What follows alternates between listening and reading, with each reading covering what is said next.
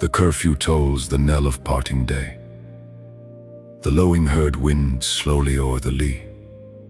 The ploughman homeward plods his weary way, and leaves the world to darkness and to me. Now fades the glimmering landscape on the sight, and all the air a solemn stillness holds, save where the beetle wheels his droning flight, and drowsy tinklings lull the distant folds. Save that from yonder ivy-mantled tower, the moping owl does to the moon complain of such as wandering near her secret bower, molest her ancient solitary reign. Beneath those rugged elms that yew trees shade, where heaves the turf in many a mouldering heap, each in his narrow cell forever laid, the rude forefathers of the hamlet sleep. The breezy call of incense-breathing morn, the swallow twittering from the straw-built shed, the cock's shrill clarion or the echoing horn, no more shall rouse them from their lowly bed. For them no more the blazing hearth shall burn, or busy housewife ply her evening care. No children run to list their sire's return, or climb his knees, the envied kiss to share.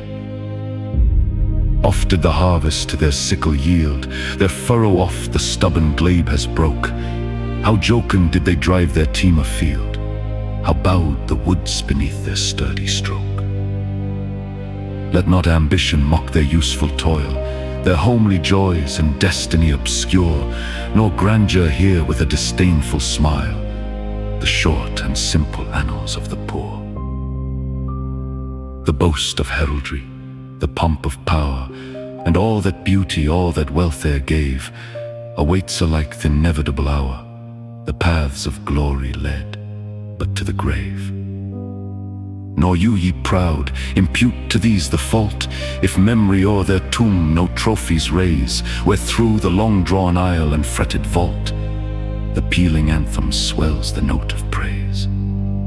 Can storied urn or animated bust back to its mansion call the fleeting breath? Can honor's voice provoke the silent dust, or flattery soothe the dull cold ear of death? Perhaps in this neglected spot is laid some heart once pregnant with celestial fire, hands that the rod of empire might have swayed, or walk to ecstasy the living lyre. But knowledge to their eyes her ample page, rich with the spoils of time, did ne'er unroll. Chill penury repressed their noble rage, and froze the genial current of the soul. Full many a gem of purest ray serene the dark unfathomed caves of ocean bear, full many a flow is born to blush unseen, and waste its sweetness on the desert air. Some village Hampton, that with dauntless breast the little tyrant of his fields withstood, some muting glorious Milton here may rest, some Cromwell guiltless of his country's blood. The applause of listening senates to command, the threats of pain and ruin to despise, to scatter plenty o'er a smiling land, and read their history in a nation's eyes. Their lot forbade, nor circumscribed alone, their growing virtues, but their crimes comfined, forbade to wade through slaughter to a throne, and shut the gates of mercy on mankind. The struggling pangs of conscious truth to hide, to quench the blushes of ingenuous shame, or heat the shrine of luxury and pride with incense kindled at the muse's flame. Far from the madding crowd's ignoble strife, their sober wishes never learned to stray. Along the cool sequestered vale of life they kept the noiseless tenor of their way.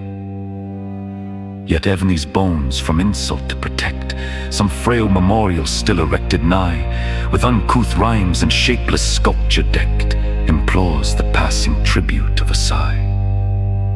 Their name, their years spelt by th' unlettered muse, the place of fame and elegy supply, and many a holy text around she strews that teach the rustic moralist to die. For who to dumb forgetfulness a prey, this pleasing anxious being ere resigned, left the warm precincts of the cheerful day, nor cast one longing lingering look behind. On some fond breast the parting soul relies, some pious drops the closing eye requires. Heaven from the tomb the voice of nature cries, Heaven in our ashes live their wonted fires. For thee, who mindful of th' unhonoured dead, dost in these lines their artless tale relate, if chance by lonely contemplation led, some kindred spirit shall inquire thy fate. Haply some hoary-headed swain may say, oft have we seen him at the peep of dawn, brushing with hasty steps the dews away to meet the sun upon the upland lawn. Haply some hoary-headed swain may say, oft have we seen him at the peep of dawn, brushing with hasty steps the dews away to meet the sun upon the upland lawn. Haply some hoary-headed swain may say, oft have we seen him at the peep of dawn, brushing with hasty steps the dews away to meet the sun upon the upland lawn.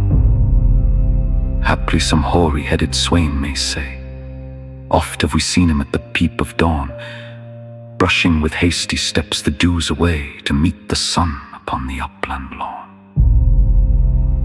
Haply some hoary-headed swain may say, oft have we seen him at the peep of dawn, brushing with hasty steps the dews away to meet the sun upon the upland